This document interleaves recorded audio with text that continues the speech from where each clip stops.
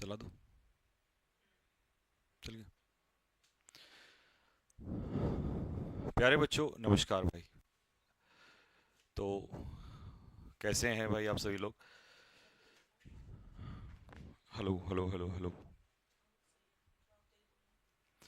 मेरी आवाज़ आ रही है भाई सभी को?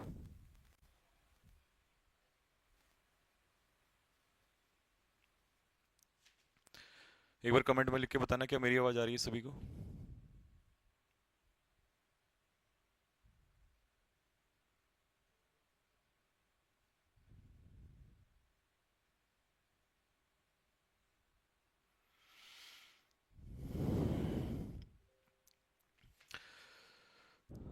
तो कैसे हैं भाई? ये तो अब मैं आपसे खैर क्या ही पूछूं। और कैसा क्या चल रहा है सब आपको पता ही है।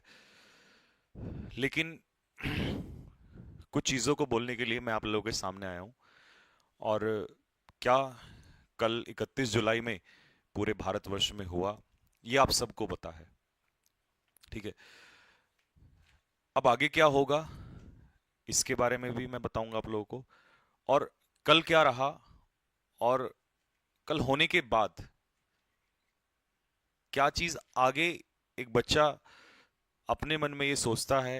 क्या उसको ऐसा लगता है कि यार मैं आगे क्या करूं, क्या मुझे करना चाहिए? क्योंकि ये बात मैंने एक दिन पहले भी कही थी कि चीजें दोनों हैं, लड़ाई और पढ़ाई अब बराबर हो चुका है। सबसे पहले तो भाई मैं आप लोगों को बता दूं, क्योंकि कल क्या जो कुछ भी हुआ एक बहुत शॉर्ट में मैं आपको बता देता हूँ। लगभग लगभग पूरे भारतवर्ष से आप लोगों को पता ही है कि सारे टीचर्स आपका जंतर सॉरी डीओपीटी के सामने इकट्ठा हुए थे हम लोग। उसमें टीचर्स हैं, जैसे आज मीडिया ने आपने देखा होगा, म, पूरे भारतवर्ष में सभी मीडिया चैनलों ने छोड़कर उन लोगों को जिनसे हमें उम्मीद भी नहीं थी, तो ये सबने दिखाया ही कि क्या क्या हुआ। लेकिन दुख इस बात का हुआ है कि सरकार ने इसको दबाने की भी कोशिश करी है। और दबाने के अलावा और जितने टीचर्स सामने आए उनके खिलाफ अब कार्रवाई भी स्टार्ट कर दी है। आपको पता होगा कि एफआईआर होनी स्टार्ट हो चुकी है।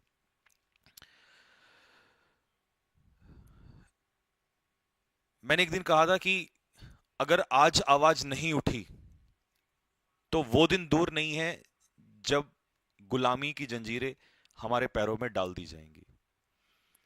और ये कल आप लोगों ने सभी ने देख लिया होगा कि जो कुछ भी इस पूरे भारतवर्ष में हुआ। मेरा हाथ टूटा, ये मेरा हाथ नहीं टूटा है, ये उस गांव में बैठे दूर दराज बच्चे का विश्वास टूटा है। सरकार से विश्वास टूटा है। ये उस बच्चे की उम्मीदें टूटी हैं, जो ये उम्मीद लेके हर दिन जगता है कि मैं आज मेहनत करूंगा तो शायद मैं कल नौकरी लूंगा और मेरे परिवार को मैं संभाल सकता हूं।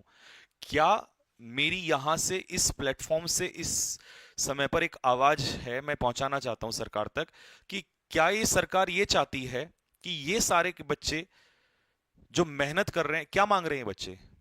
फेयर, कि एग्जाम फेयर हो, यही तो चीज है इनकी। इनकी डिमांड यही तो है कि एग्जाम फेयर हो, एग्जाम टाइम पे हो। तो क्या ये लोग गलत कर रहे हैं? क्या ये सब लोग पढ़ाई छोड़ के ये कुछ और करने लग जाएं, ये भी गुंडागर्दी करने लग जाएं? जिस तरीके से कल शिक्षकों के साथ व्यवहार हुआ है, हर मंजर मेरे सामने से गुजरा है। टीचर्स, फीमेल टीचर्स तो छोड़िए, इतना दुख हुआ कि पुलिस ने फीमेल टीचर्स पे जो लाठियां चलाई हैं, जो हाथ उठाया है, इससे बुरा समय कभी आ नहीं सकता। कुछ पुलिस वाले वहां पर कह रहे थे टीचर्स को, जब टीचर्स ने कहा कि हमने वर्दियां पहन के छोड़ दी हैं, तो वो कहते हैं कि अगर आप मर्द होते तो वर्दी ना उतारते। मैं उनसे पूछना चाहता हूं आज कि अगर हमने वर्दी छोड़ी है, हमने सिलेक्शन लेके अपनी जॉब छोड़ी है, तो वो इसलिए ताकि तुम्हारे जैसे लोगों के आने वाले बच्चे जो भविष्य है वो वर्दी पहन सकें। और तुम उसमें हमारी मर्दानगी को के बारे में बता रहे हो कि भाई टीचर्स को सिखा रहे हो चीजें। और तुम्हें भी जिसने किस कभी पढ़ाया हो, तुम भी कभी पहुंचे होंगे, तो वो एक शिक्षक ही रहा होगा, और आने वाले समय में याद रखना वो तुम्हारे जो बच्चे हैं ना, वो भी किसी शिक्षक से ही पढ़ रहे होंगे। हमारे खिलाफ एक मुहिम चलाई जा रही है कि ये लोग जो है माफिया हैं, हम माफिया हैं। आपके ही बच्चे, मैं आज खुलासा करूं इस यहां पे सामने, जब हमें पुलिस पकड़ के ले जा रही थी, हमें थाने में रखा गया।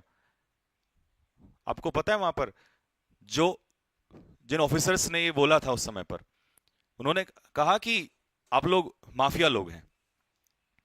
तो मेरा एक सवाल है, जब हम थाने में वहां बैठे, उस थाने में जिसमें हम बैठे, वहां हमसे पढ़े हुए बच्चे थे वहां पर, उनकी आंखों में आंसू थे। बस फर्क इतना है कि वो लोग आवाज नहीं उठा पा रहे थे, क्योंकि उनसे जो बड़े लोग हैं उनके ऑर्डर आ चुके थे। तो जिन बच्चों जो वो सिलेक्शन हुए, मैं तो और सब छोड़ दीजिए, आप ही के डिपार्टमेंट में लोग हैं, और वो जो बच्चे वहां वो जो बच्चे वहां सिलेक्टेड बैठे हैं, आपके थानों में ही जो बच्चे बैठे हैं, तो वो इन्हीं माफियाओं से पढ़ के बैठे हुए हैं। हम माफिया लोग हैं। हमारी आवाज को दबाने के लिए अब आईटी सेल और नेगेटिव चीजें फैलाने शुरू कर दिया है। लेकिन मैं यहां से कहना चाह रहा हूं, ये आवाज ना रुकी थी, ना रुकेगी, आगे भी नहीं रुकेगी। क्या कर लोगे? ज्यादा फांसी लगा दोगे ना हम लोगों को? हमने तो जिस दिन अपनी नौकरियां छोड़ी थी, उस दिन ठान लिया था कि अब हम रुकने वाले नहीं हैं। अगर गलत होगा तो हम उसके खिलाफ आवाज उठाएंगे। हमारे हाथ तोड़े हैं ना, हमें जान से भी मार दोगे तो हम गोली भी सामने सीने पे खाने के लिए तैयार है, पर पीछे नहीं हटने वाले हम लोग। सिर्फ इस वजह से कि हम बच्चों की आवाज उठाने गए थे। क्या गलती है टीचर्स की? और मैं बच्चों से ही पूछना चाहता हूं, और बच्चों के अलावा मैं उनके पेरेंट्स से भी पूछना चाहता हूं, जो टीचर वहां आवाज उठाने गए हैं, या जो टीचर ने आवाज उठाई, जिन्होंने ये लाठियां खाई हैं, जो वहां पर जिनके ऊपर एफआईआर आज हो रही हैं, क्या कमी है उन लोगों को? क्या दिक्कत है उन लोगों को? हम भी किसी के मां के बेटे हैं। हमारे घर वालों पे क्या बीती होगी? तो अगर कल आवाज उठती है और आप लोगों के लिए हम लड़ते हैं, तो वहां पे मैं ये चाहता हूं कि स्टूडेंट से ज्यादा उनके परिवार वाले साथ होने चाहिए। क्योंकि अगर परिवार वाले साथ नहीं है, नौकरी के किसको चाहिए? बच्चे को ही नहीं चाहिए, उसके पूरे परिवार को चाहिए।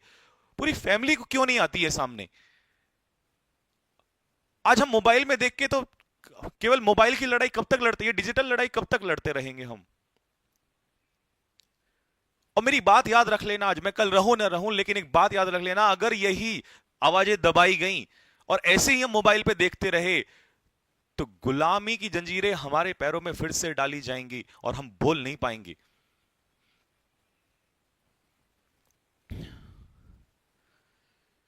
क्यों ये टीचर्स घूम रहे हैं? क्यों अपने ऊपर एफआईआर करवा रहे हैं? शौक थोड़ी ना इन लोगों को। ये चाहते हैं, क्योंकि जब इनके सामने बच्चे उस दिन लड़कियों को पीटा गया, उस लड़के को पीटा गया, इसीलिए तो ये लोग आवाज उठाए। तो मेरी रिक्वेस्ट है सभी बच्चों से कि अगर आने वाले टाइम पे जो भी सभी लोग डिसाइड करते हैं,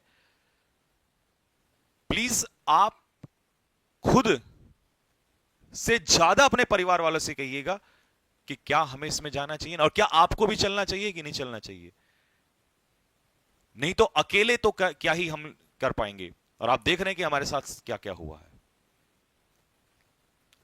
मैं फिर से कह रहा हूं, मुझे नहीं पता, आज शायद कल से पहले मैं ये बात ना बोलता, लेकिन मैं आज खुलेआम कह रहा हूं, मुझे नहीं पता कि कल मेरे साथ क्या हो, और मेरे जैसे ऐसे हजारों शिक्षक हैं जो आवाज उठाएंगे, उनके साथ क्या हो। सच बता रहा हूं, मैंने सब देख लिया है, सब कुछ पता चल गया है कि ये क्या चल रहा है। सरकार नहीं चाहती है आवाज उठाई जाए। आज आवाज उठाना इतना गुनाह हो गया है। हम लोग माफिया थे, हम प्रोटेस्टर से। कुछ ने तो ये भी फैलाया है, मतलब कुछ क्या, ये आईटी सेल ही चल रहा है कि, और जो एफआईआर है उनमें ये लिखा गया है कि ये वहां पर प्रदर्शनकारी थे। हम प्रदर्शनकारी हैं। साथियों, एक बात याद रखना, अगर आज ये आवाज दबी और अगर आज आप साथ खड़े नहीं हुए, एक दौर आएगा, एक समय आएगा, और वो बहुत जल्दी आएगा, जिस दिन आपके लिए कोई आवाज नहीं उठा पाएगा। और फिर हम पछताएंगे कि काश हमने आवाज उठा लिया होता। अगर हमारे बुजुर्गों ने लड़ाई लड़ी तो हम क्यों नहीं लड़ सकते? क्या हमारी मांगे गलत हैं? क्या हम कोई गलती कर रहे हैं? तो मेरे भाई, आज भी वक्त है। ये घर पे बैठ के वीडियोस, रील्स, इन सबको देखना ये बहुत आसान काम है, लेकिन अपने खिलाफ हुए अन्याय को, उसके खिलाफ आवाज उठाना, इसके लिए बहुत साहस चाहिए, और वो साहस तुम्हें पैदा करना पड़ेगा। और कहते हैं कि अत्याचार करने वाले से ज्यादा बुरा वो होता है जो अत्याचार को देख रहा है। अगर महाभारत में द्रौपदी के साथ दुर्योधन ने गलत किया तो सजा केवल दोस्त दुर्योधन को नहीं मिली, जितने भी लोग साथ में थे ना, जो वो तमाशा होते हुए देख रहे थे, उसकी सजा सबको मिली थी। तो मेरे भाई, मैं यही कहूंगा कि हमने पढ़ना भी है, लेकिन इन चीजों के खिलाफ आवाज भी उठानी है। आवाज उठाने से डरना नहीं है। और मैं नमन करता हूं उन सारे शिक्षकों को जिन्होंने पूरी जान लगाई इस चीज के लिए, और आज भी वो पूरी जान लगा रहे हैं मेरे भाई। नहीं तो क्या जरूरत पड़ी है भाई उन लोगों को? वो भी तो अपने महलों में बैठ सकते हैं, लेकिन उन्होंने वो रास्ता नहीं चुना। तो इसीलिए ये फर्क नहीं पड़ रहा है कि मेरा हाथ टूटा है, किसी को चोट लगी है, क्या है। इससे ज्यादा आपका भविष्य टूट रहा है, और हम अब चुप नहीं बैठ सकते। हमारे परिवार वाले भी परेशान हैं। जब आप ये सोचोगे ना कि हमारे परिवार वाले गए, तो हमारे परिवार वाले भी परेशान हैं। हम भी किसी मां के बच्चे हैं। जब मेरे घर वालों को ये बात पता चली, तो उन लोगों ने साफ साफ बोला, क्या जरूरत है भाई तुमको? क्यों तुम सरकार के खिलाफ खड़े हो रहे हो? क्योंकि सरकार के खिलाफ तो जो खड़ा होगा मारा जाएगा। आपको पता है कि एक मां का दर्द क्या होता है?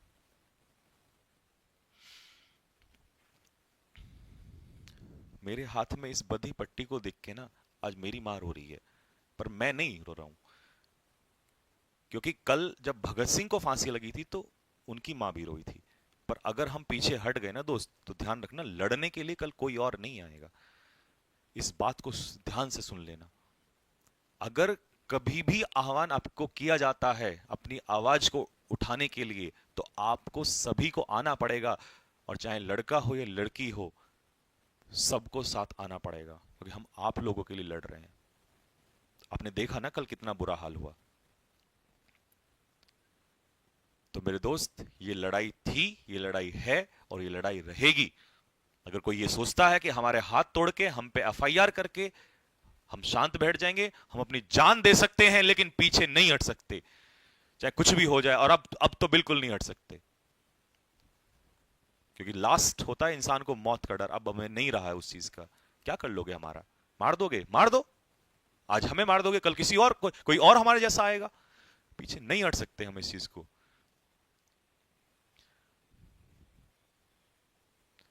तो आप लोगों को मैं बता दूं कि सभी टीचर्स की बात हो रही है, और शायद आप लोग को एक दो दिन में ही बता दिया जाएगा।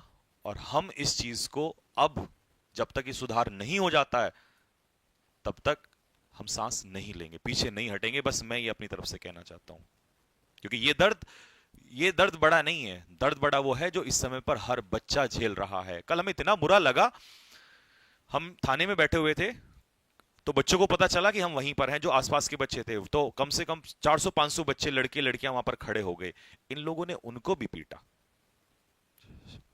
मैं पूछना चाहता हूं, शर्म नहीं आई? आपकी भी बेटियां होंगी, आपने कैसे लाठियां उन पे चलाई?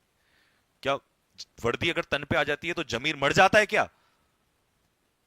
और हमें आप वर्दी पहनने ना पहनने का पाठ सिखा रहे हैं।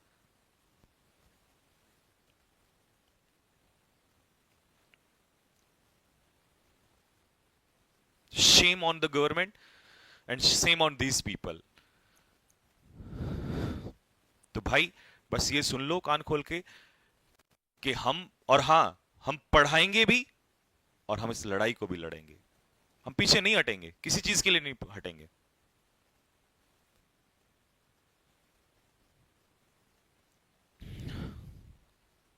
तमाशा तमाशा बन गया इस देश का। जब भी कोई आवाज उठाता है उसी की आवाज को दबा दिया जाता है।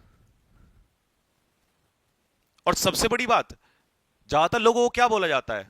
सबको उपद्रवी बोला जाता है ना, सबको कुछ ना कुछ उल्टा बोला ही जाता है ना।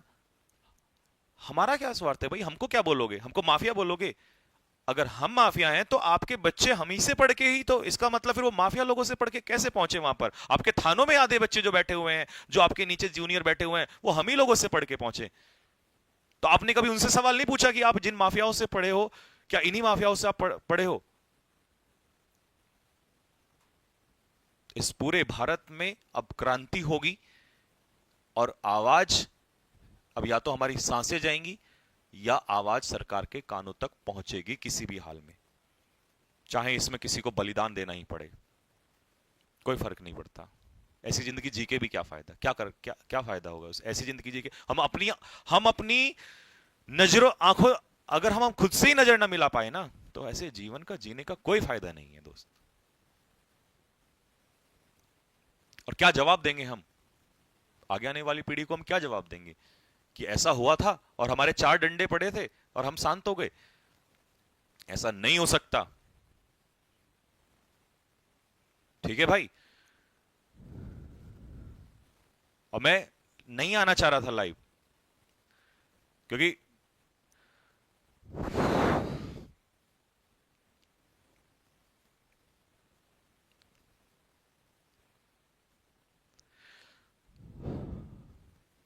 मेरी दादी घर में बैठ के ना, गांव में, उनको पता चला, उन्होंने देखा, वीडियो दिखाई होगी किसी ने, वो मुझसे कहती है कि तुझे मेरी कसम है, अगर तू अब निकला घर से बाहर, हम तुझे खोना नहीं चाहते।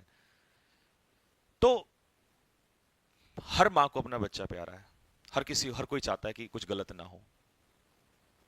लेकिन मैं सिर्फ इतना कहना चाहता हूं कि मैंने जो इस सिस्टम में देखा है ना, जो गलतियां, जो चीजें हुई है ना कल, इसके खिलाफ कोई और नहीं आ सकता दोस्त, आपको और हमको ही लड़ना पड़ेगा। और अगर आज नहीं लड़े, और सभी टीचर्स से रिक्वेस्ट है, क्योंकि हो सकता है कई टीचर्स को ऐसा लगे कि वो सोचें यार हम उस दिन गए थे, ये सब हमारे खिलाफ हुआ।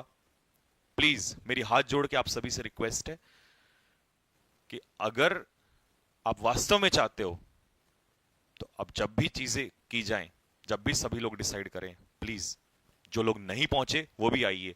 और ये ऑनलाइन ऑफलाइन का खेल नहीं हो खेलिए कि हम ऑनलाइन, जो ऑनलाइन पढ़ाते हैं वही जाएंगे।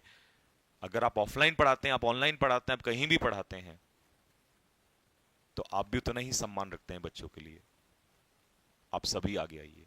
और लास्ट में मैं जाते जाते यही बोलूंगा कि बच्चे नहीं, इस बार माँ बाप भी सामने आइएगा। लड़के नहीं, लड़कियां भी सामने आइएगा। एक को मारेंगे, दो को मारेंगे, 10 को मारेंगे, कितने लोगों को जेल में डालेंगे? अब क्रांति होगी, और अगर हमारी गिरफ्तारी होगी तो हर युवा गिरफ्तार होने के लिए तैयार है। और मैं जाते जाते फिर कह रहा हूं कि मुझे नहीं पता अब हमारा भविष्य क्या है या हमारी जिंदगी कितनी है, बट अब इंकलाब होगा। इस भगत सिंह के देश में इंकलाब हुआ था, इंकलाब फिर से होगा दोस्तों, याद रखना इस बात को।